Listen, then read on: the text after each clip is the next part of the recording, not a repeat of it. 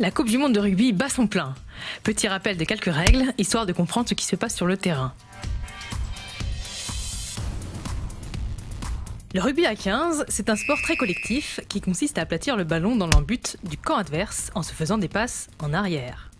Et pour être sûr de se compliquer la tâche, on joue avec un ballon ovale. Jusqu'ici, vous me suivez. On marque donc un essai lorsque l'on parvient à aplatir le ballon dans l'embut. Il rapporte 5 points à son équipe. Un essai, en plus des 5 points acquis, donne droit à un coup de pied arrêté, ce que l'on appelle la transformation.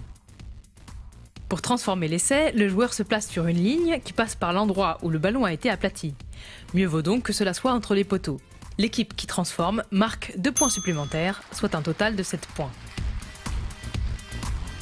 Une autre manière de marquer des points est le coup de pied de pénalité.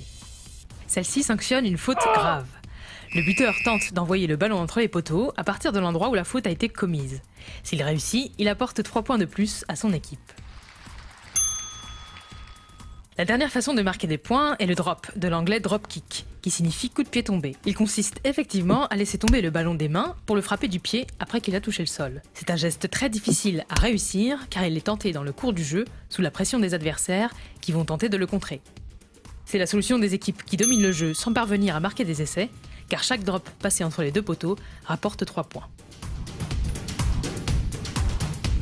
Pour comprendre comment on joue au rugby, il faut d'abord comprendre comment fonctionne une équipe. Heureusement, chaque numéro de maillot correspond à un poste. Vous êtes prêts ? C'est parti. On distingue 3 secteurs. Les avants, que l'on surnomme les gros, pour des raisons que vous devinerez facilement. Au nombre de 8, ils sont chargés de la conquête du ballon.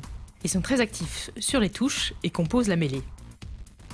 Une fois le ballon conquis, il est réceptionné par la charnière, c'est-à-dire les numéros 9 et 10, respectivement le demi de mêlée et le demi d'ouverture. Les demi sont les stratèges de l'équipe. Ils orientent le jeu avec un seul objectif, déborder l'adversaire. Les 3/4 sont traditionnellement chargés de porter le ballon et de marquer les essais, même si aujourd'hui tous les joueurs sont impliqués dans les phases d'attaque. Ils doivent être rapides, puissants et avoir de solides appuis pour crocheter sans relâche la défense adverse. L'arrière est le dernier rempart avant la ligne d'en but et se tient souvent en retrait pour réceptionner les ballons frappés au pied par l'équipe adverse. Pour amener et aplatir la balle dans l'embut adverse, les partenaires se font des passes en arrière. Ils doivent donc se placer en arrière du porteur du ballon pour progresser. Si un joueur pousse le ballon devant lui, l'arbitre siffle un en avant. Il leur donne une mêlée ordonnée, qu'on appelle aussi mêlée fermée. Dans cette mêlée fermée, c'est l'équipe qui n'a pas commis de faute qui introduit le ballon via son demi de mêlée. Au signal de l'arbitre, les packs des 2 camps se lient, les 2 premières lignes s'emboîtent l'une dans l'autre, épaule contre épaule. Les avants de chacune des équipes s'affrontent à la poussée. Lorsque la mêlée n'avance plus, le ballon doit être libéré. Vous connaissez, j'en suis sûr, l'autre forme de mêlée, la mêlée ouverte, qu'on appelle aussi le maul, du verbe anglais qui signifie malmener.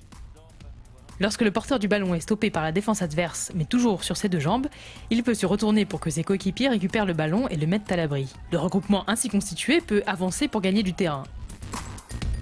Dès qu'un groupe se forme, ses extrémités délimitent une ligne de hors-jeu. Si un joueur veut épauler ses camarades, il doit repasser derrière la ligne pour pouvoir leur apporter des solutions. Pour stopper la progression de l'équipe adverse, les joueurs peuvent faire des plaquages. C'est tout un art. Il faut se tenir très bas sur ses appuis, puis entourer l'adversaire avec les bras et l'accompagner au sol. Le plaquage est autorisé de face, de côté ou par derrière. Seul le porteur du ballon peut être plaqué, bien entendu. Il est interdit de l'attraper au-dessus des épaules. L'arbitre sanctionne les plaquages dangereux d'une pénalité, éventuellement assortie d'un carton. Le jaune est synonyme d'exclusion pendant 10 minutes, le rouge signifie l'expulsion définitive pour le joueur fautif. Pendant le cours du jeu, le porteur du ballon peut se défendre de l'adversaire et empêcher le plaquage en le repoussant avec son bras tendu et main ouverte. On dit alors qu'il rafute. Si le porteur du ballon est plaqué et se retrouve au sol, il doit impérativement se libérer du ballon pour que le jeu continue. C'est alors que les adversaires peuvent tenter de le récupérer, si et seulement si ils sont capables de rester sur leurs 2 jambes. Les partenaires du porteur du ballon n'ont pas le choix, ils doivent venir en soutien du joueur au sol et former une sorte de mêlée spontanée pour tenter de repousser les assauts adverses. C'est ce qu'on appelle le ruck. La touche ne se joue pas systématiquement, comme au football par exemple, à l'endroit où le ballon est sorti. Tout dépend du placement du joueur qui botte en touche et de comment le ballon est sorti. Il existe 5 cas de figure. Si le joueur tire le ballon depuis sa zone des 22 mètres, la touche est jouée là où le ballon est sorti. L'introduction est faite par l'adversaire. En revanche, si le joueur qui envoie le ballon en touche se trouve devant sa ligne des 22 mètres, la touche est jouée au niveau de l'endroit où le coup de pied a été tiré. L'introduction est faite par l'adversaire. C'est beaucoup plus ennuyeux pour l'équipe qui a mis en touche, car l'adversaire se rapproche de son en-but. Si l'on se trouve au-delà de sa ligne des 22 mètres et que l'on veut gagner du terrain, il faut impérativement trouver le moyen de faire rebondir la balle à l'intérieur de l'aire de jeu avant qu'elle ne sorte. Avec un ballon ovale, ce n'est pas gagné, mais dans ce cas précis, la touche est jouée depuis l'endroit où le ballon est sorti, avec une remise en jeu de l'adversaire. Lorsqu'une équipe obtient une pénalité, mais qu'elle est difficile à tenter car elle est située trop loin ou dans un angle trop difficile, elle peut choisir de mettre le ballon directement en touche. Dans ce cas, l'équipe en question obtient l'avantage de la remise en jeu. C'est ce que l'on appelle la pénal-touche.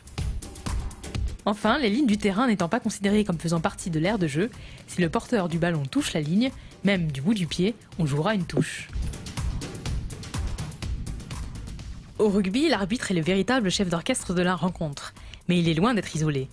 Assisté de 2 juges de touche et de l'arbitrage vidéo pour la zone d'en-but, il prend des décisions qui sont aussi la résultante de son interprétation des nombreuses règles, d'où parfois une certaine confusion au moment où il siffle, même pour les grands connaisseurs de rugby. Pour comprendre pourquoi il interrompt le jeu, voici les quelques gestes qu'il faut connaître. Lorsqu'un essai est marqué, l'arbitre lève son bras bien droit. Si un joueur laisse échapper la balle devant lui et qu'elle touche le sol, il y a en avant. L'arbitre lève le bras et l'agite de droite à gauche pour signaler la faute. De même, il siffle faute lorsque les joueurs se font une passe vers l'avant. Lorsqu'une faute grave est commise par une équipe, l'arbitre siffle et offre la possibilité à l'équipe adverse de marquer 3 points grâce à un coup de pied. Il lève le bras et désigne le camp de l'équipe qui obtient la pénalité. Il n'est pas toujours facile de bien constater que le ballon a été aplati derrière la ligne d'en-but et donc d'accorder un essai. Dans ce cas, l'arbitre demande l'aide de son homologue à la vidéo en mimant un rectangle qui symbolise l'écran de ce dernier. Une mêlée est sifflée en cas de petite faute, comme l'en avant par exemple. L'arbitre mime une sorte de tête de pont pour inviter les avants à former une mêlée à l'endroit où ils se trouvent. Un joueur plaqué doit immédiatement relâcher le ballon. Dans le cas contraire, l'arbitre siffle et mime le joueur qui conserve le ballon. L'arbitre mime ici un plongeon avec 1 ou 2 bras pour signifier qu'un joueur s'est jeté dans un regroupement. Il n'y a que lorsque l'on marque un essai que l'on a le droit de plonger au sol. Parallèle à la ligne de touche, l'arbitre balance le bras le long de la ligne de hors-jeu lorsqu'un joueur s'est mis hors-jeu sur un maul, un ruck ou une mêlée. Pour signaler un joueur qui s'amuserait à faire écran sans jouer le ballon, ou pour sanctionner le tirage de maillot ou le plaquage d'un joueur qui ne porte pas le ballon, l'arbitre siffle et croise les bras sur sa poitrine.